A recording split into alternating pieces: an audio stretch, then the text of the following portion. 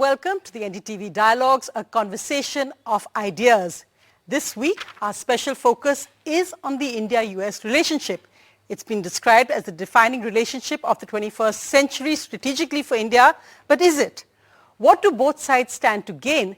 And more importantly, as the Foreign Minister put it, as the India way takes center stage in our global policies, how does the India-US relationship currently stand? Joining me today, I'm happy to have Dr. Mukesh Aghi, President and CEO of the US-India Strategic Partnership Forum. I'm also joined by Ms. Ranju Alex. She's leading the US hotel chain Marriott International in South Asia. And Ambassador Arun K. Singh, former Indian envoy to the United States. Thank you all very much for being on the dialogues. Dr. Aghi, from San Francisco to Gujarat and New Delhi, the innovation handshake and the India-US relationship is moving forward at rapid pace. What's the key change you see happening here? Well, I think what we are seeing is alignment. You have a geopolitical alignment with the assertive rise of China. You have basically alignment from the business community, which are trying to de-risk from China into India. And as India's economy grows beyond $4 trillion to 5 and 10, that provides market opportunity for the US companies. And then the final thing is Indian-American diaspora. The Indian Americans are doing well. They're emotionally attached to India, and they keep on pushing India's agenda in the US. Mm-hmm. You're just back from the vibrant Gujarat summit where US ISPF took a major role, and you brought in a record number of CEOs, I think, this time. What's the big change you see in the way India is doing business, especially with the fact that we're seeing now elections coming up in both countries? What's the roadmap ahead here? So I think what we are seeing is world-class presentations. We are seeing ease of doing business getting better. The bureaucratic community and political community is understanding that you got to have incentive for businesses to come in. And so the PLI schemes, the other incentives are drawing these businesses. But more important, you have to understand the market opportunity is getting better and better. So American companies are very keen to not only just build for India within India, but build for the world from India. Mm-hmm.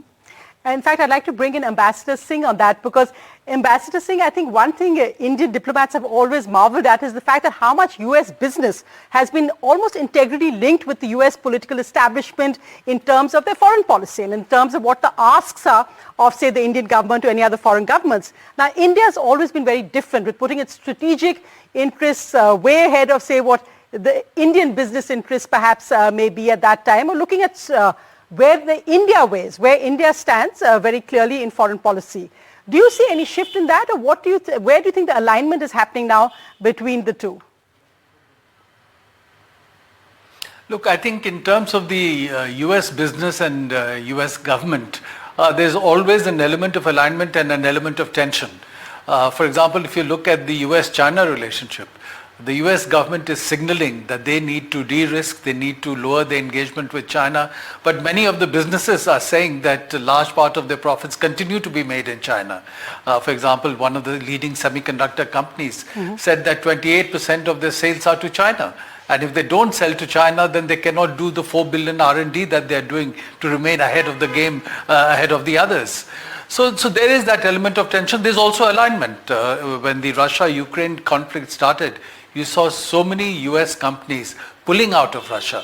So this is a dialectic that plays out there. But I think as far as India is concerned, we have seen now for more than 2 decades that the US government is signaling that they want to deepen the partnership with India. We had the Civil Nuclear Cooperation Agreement. And if you just look at a year ago, January 2023, the national security advisors of the two countries launched a new initiative, an initiative on critical and emerging technologies, partnership in artificial intelligence, quantum, cyber, 6G, biotech, space, semiconductors. And this kind of a comprehensive partnership till then US had not done with any other country. And then of course they followed up with some others. Or for example, the authorization that the US has done for transfer of production technology for GE 414 engines to India. They've said they have not done it with any other partner so far.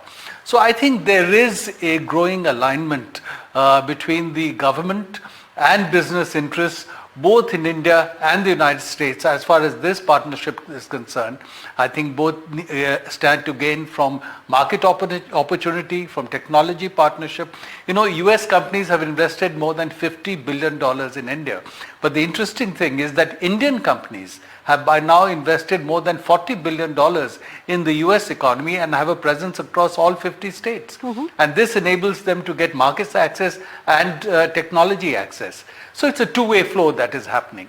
I think that point you made is really interesting because, of course, remember the days in 2008 where really the issue of technology transfer, and scientists even today talk of how much that set back some of India's programs because of the US restrictions on technology transfer, and that is the really big change. I said, as you pointed out, space transfer, the startup innovation ecosystem that is being built. So in that, do you see is really going to lie the future ahead, where beyond us looking, say, at a business interests and CEO visits, but that really is the key strategic element for India?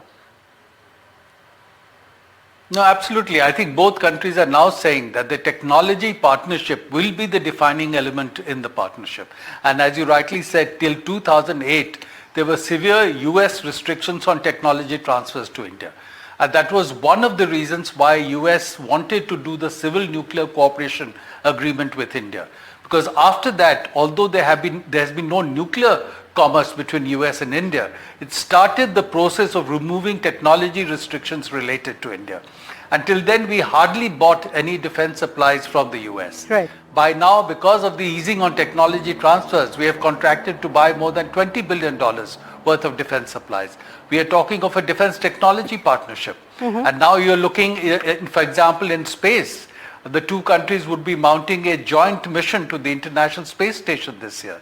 And this year they will also be launching a NASA ISRO synthetic aperture radar satellite, which is a high technology, $1 billion satellite. Absolutely. So technology cooperation is certainly increasing, and it will be a key element. Ranju, Alex, if I can bring you in here also on what I would say the people cooperation, the fact of US companies, US hotel chains like yours, and the opportunities being created in India in terms of employment. This is something which the government, the Prime Minister has been very, very keen on to bring in chains like yours and expand. Tell us about that. So, Sonia, we had the privilege of meeting Prime Minister Modi. Our global CEO and I personally met him in April of last year. And we were extremely pleased to hear about his aspirations for hospitality and tourism in India in general. And we were committed to him that we would have 250 Marriott hotels open and in the pipeline by 2025, and we stand by that commitment. And as hotels come in and as our company grows in India, it means that there's that much more employment, there's that much more skill development that happens with the people that we employ. As we speak, we employ almost 30,000 associates in India, and we are extremely, as a company, we are extremely focused on skill development. So I think overall it completely lifts the profile of hospitality in India, of hotels in general. The other thing that as a company, and which I was again very, very enthused to hear from the Prime Minister, was about women development. There's a lot of focus on gender diversity. There's a lot of focus on skill development for hotels, for hospitality with women in India. As Indians, I think we just have a DNA of hospitality, and especially women, and I think that gets honed if you do work in hotels and hospitality in general. So it was a very, very promising conversation, and we are committed towards this growth. And when we grow as a company and as a hotel chain, then we just uplift the society with skill development and employment. Do you think tourism is now at a takeoff point here? Because, of course, the argument that its potential has been completely underutilized in a country like India. Yes. So do you think tourism is at the stage of a takeoff point? We've seen a rapid growth of infrastructure, but is more needed. What would be your three big focus areas that we need to do to actually have it take off? You know, our litmus test, if I may say, was the G20. It was unbelievable how many visitors we had in the country and how beautifully we organized as a country. I think all our airline partners, our travel agent partners, our hotels, everybody got together to showcase the country. that is a classic example of the kind of potential that we have as a country. And it was tested last year, and we came out with flying colors. So that also told us the amount of potential this industry has in the country. The great story also post-COVID, Sonia, is that India is firing its own tourism. Of course, we would love for people to come and see our country, get the look and feel, the culture bit that we are so proud about. But I think it's very promising to see Indians now appreciating the tourism and the tourist spots and the experiences that India can get you. We are opening hotels in Kashmir, in the Northeast, in religious destinations. And it's been such a beautiful story that every hotel that's opened in the last 2 years has opened with great occupancies, great numbers, which goes to show that there's so much of appetite for tourism in India, and we just need to have that infrastructure to grow it. Right, I think really perhaps that's what US companies are looking at as well, the huge potential of India's population at the moment. But just to bring you in, Dr. Aghi, we talked about some of the fantastic opportunities in the India-US relationship. But it's interesting also that how India and the US have dealt with irritants, like the whole controversy about the assassination plot that the US claimed a potential assassination plot. How do we balance that out with the larger relationship? There was some questions raised about why President Biden took so long or cancelled virtually at the last minute and said he wouldn't come for the Republic Day celebrations. Well, let me just start with President Biden's visit. It was never confirmed. And basically, when we look at it, he was here in September for the G20, and we didn't expect him to come back. You have the State of the Union address in Washington, D.C. You have elections coming in, so we were not expecting him. So I won't say he canceled it. He loves India. He wants to come to India. So I think that to me, it was a misnomer that he canceled. In regards to the Panam case, you have to understand, if you benchmark with the Canadians, the Americans have handled this with a lot of maturity. And I think Indians also have handled this with tremendous maturity. It shows the importance of the relationship. It shows that priorities are geopolitical, their priorities are economic, their priorities are people to people and technology. And if you do have irritants like this, which come in, they will be handled in a mature fashion. But you also have to understand the Justice Department in the U.S. operates very, very independently. The Southern District, where the case has been filed, is ferociously independent. In fact, they went and indicted President Biden's son also. So I think from that perspective, I would say that both Government of India and its leadership and the U.S. administration have handled this with a lot of maturity and foresight. And in fact, if I could bring you in, Ambassador Singh, not just on this, but also it's been interesting that while we talk about the India-US relationship, the India-Russia relationship is as strong as ever. We've seen the praise from President Putin and the foreign minister just in Russia. And of course, India also making sure that its own way, even now with what's happening in the Red Sea, and in other areas, and in the whole Israel-Gaza issue as well, India making its concerns about humanitarian casualties there in the latest UN resolution. Where do you think India's foreign policy is now doing that balancing act, or really making sure it's carving its own way in these key areas? I think in all these three areas, India has shown, as its leaders have articulated, that on each issue we will take our own decisions based on our own interests. And on, for example, the Russia-Ukraine issue, despite the growing partnership with the US, India maintained that the Russia relationship was important in its own right. And we didn't condemn Russia, we did not vote against Russia, and yet signaling a stance independent of Russia. India expressed support for sovereignty and territorial integrity of countries, and that would be seen as an implied criticism of Russia.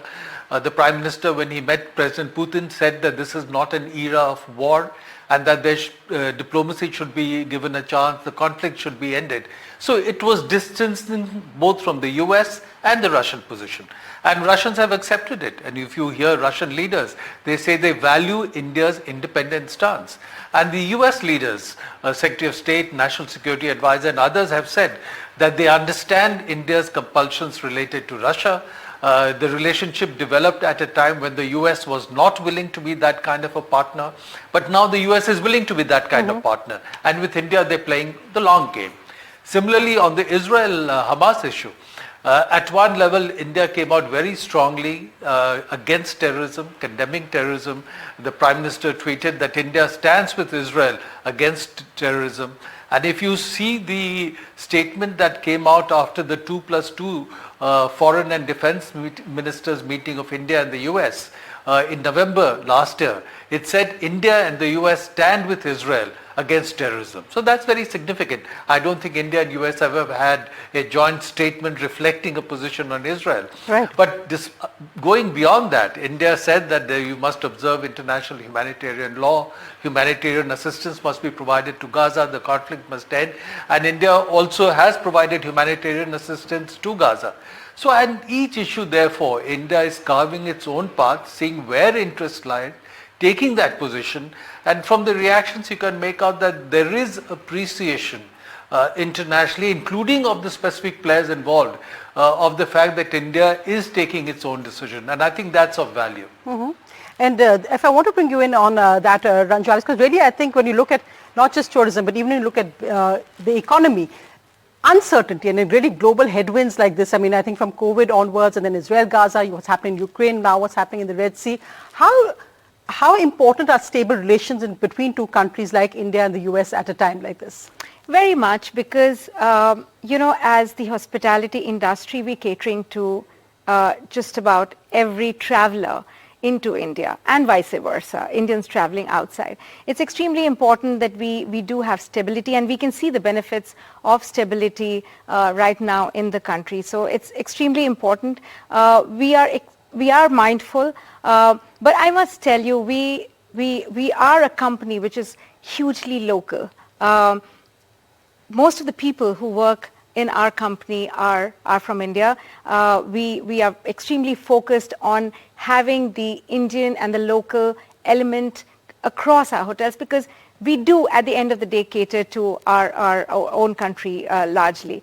But it is important, definitely, because we've seen in the past that any kind of geopolitical, social upheaval that happens in the world affects the hospitality industry the first, any kind. And we've seen enough. We've seen 26/11 happen.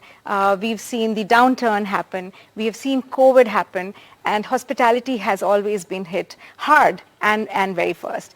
But the good point is, the hospitality industry is the most resilient industry, and if I may be forgiven for saying so because I'm from the industry, it is a highly resilient industry. So we don't lose hope, and every time that something like that happens, we do come bouncing back. But in our mind and in our heart and in our industry, we do definitely want stability to happen. Dr. Aghi, in fact, as we are heading into 2024, the global situation, just geopolitically, is something which is of concern. We've seen what's happened with the US-UK attacks in Yemen just happening on Friday. Also, of course, the fact that you're going to have key elections. I think almost 50% of the world's population is voting this year. So you're going to have elections, regime changes in many, many countries. When you look at that economic prediction or landscape looking ahead, what would you say? Well, we should talk about country risk analysis, especially political risk. And India used to always come up there as a political risk country.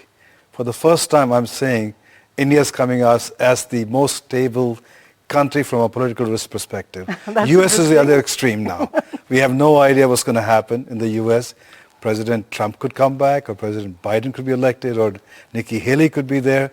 So that I call turmoil continues. But I think overall what we are seeing, the world is in a flux. Almost 50% of the population is going to vote, all the way from US, India, to Russia, to Indonesia, Pakistan itself.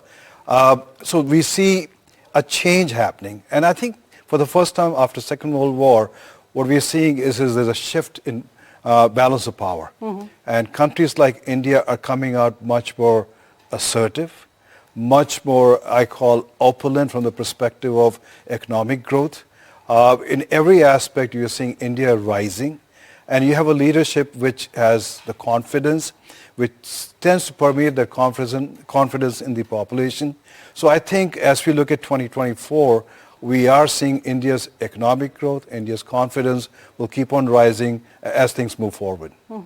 What would you predict, Ambassador Singh, looking forward? Which do you think is going to be India's most important strategic relationship? Because, of course, you've seen also our closer ties, and I think this point Dr. Aghi also made about the realignment with the Middle East. And we're seeing India forging new alliances, perhaps where we haven't been so strong in the past, but really looking at creating those. We brought in the African Union into G20, but looking at new alliances in areas where perhaps China may have tried, especially in Africa, to get in there first, but India looking very, very closely at how we can now forge those new, stronger alliances beyond, say, the India-US and India-UK and other more traditional relationships.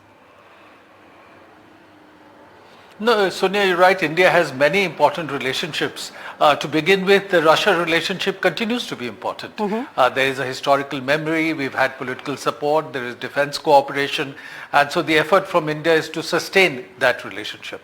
But if you look at India's comprehensive national interests, trade, investment, diaspora presence, technology partnership, defense cooperation, clearly the US will now emerge as the largest partner in terms of comprehensive national interests, including critical and emerging technologies. And then France is a very important partner for India in the strategic areas of cooperation, in defense, in nuclear, in space. France is the strongest partner in Europe and again has been very supportive of India at the UN Security Council and other contexts. So Europe remains an important partner. Going beyond that, India has been building a strong partnership with Japan, with Australia. I was talking about the ISET partnership. In December, for example, US and South Korea have launched a partnership on ISET, very similar to the US-India partnership. And there, interestingly, one para in the statement they put out after their national security advisors met was that the national security advisors of India, US and South Korea will now meet informally to discuss trilateral ISET cooperation. And then you, of course, have the I2U2 looking at India, US, UAE and Israel partnership. There was talk of the India, Middle East to Europe corridor. There's certainly focus on Africa, Latin America. So I think as I see it, India's effort today, recognizing that we are clearly entering a phase of multipolar global contestation, is to sustain the relationship with Russia, consolidate the relationship with the US and others, and strengthen yourself to deal with the challenge from China. And of course, in this process, build your relationship with partners in Southeast Asia, in Africa, and India has, for example, very important partnerships in the broader Indo-Pacific region. So all those efforts are being made. I find it so interesting, Ambassador Singh, over these last 30 years, and I'm sure you must as well, that Pakistan is, at one time when you saw in the US corridors of power, there was always India, Pakistan in the same breath, that Pakistan now is no longer even mentioned in the same sentence, forget paragraph, and also that India is being looked at as having moved way ahead, and even with China, in a sense, whereas the standoff continues, but India is forging its diplomatic relations with China very much as not the key factor.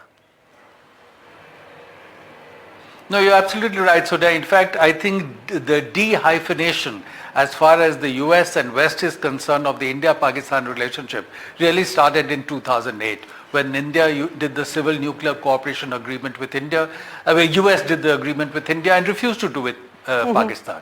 They're signaling that they saw the relationship differently. So Pakistan, as I see it, of course they will maintain relationship with Pakistan. There's counter-terrorism partnerships. Pakistan is a country with significant number of nuclear weapons, so they will maintain a relationship. Yes. But they don't hyphenate that anymore. And so each country now is making an effort to build a relationship with India on its own, with India's own strengths, economic strengths and opportunities in technology partnerships. Yes. And so that's happening. And I think for many, of course, the challenge from China and China's unilateral and assertive actions becomes an additional element, making them more willing to do higher level technology partnerships. But that's an additional element, not the main driving force in these partnerships. And final thoughts, Dr. Aghi, tonight, because of course, I think the biggest cementing factor is also how the Indian American community has grown economically, politically, and the clout it now has in the United States. So are you seeing that becoming much more of a driving force or cementing force when you look at the India-US relationship? No, absolutely. You have approximately 5 million Indian Americans, 1.2 million H-1B card holders, which will get the green card in the next 7-10 years itself. So we see the numbers just going up and up. But more important and is... the Indian-born CEOs, I mean... Absolutely. I think how many are there now, at least in the top, the Fortune 500? So if you look at Fortune 500, in double digit, the Indian American CEOs. But more important is economic powerhouse they're becoming. We make 1.5% of the population, but produce 6% of the GDP of the country. You look at on the academia side, in every school you'll have an Indian American. Look at the startups. 75% of the startups will have some kind of an Indian signature with the CEO, CTO. And on the political side, yes, you have the Samosa caucus, which we expect is going to grow this year between from 5 to 7 to 10 itself. So politically, economically, socially, Indian Americans are quite integrated in society and taking the lead, trying to drive US-India relationship to a much higher plateau. Fantastic. Dr. Aghi, Ranju Alex and Ambassador Singh, thank you so much for being on the NDTV Dialogues. 24 seems an exciting year ahead. Let's see how it goes. But the India-US relationship seems set for a new trajectory. Thank you very much.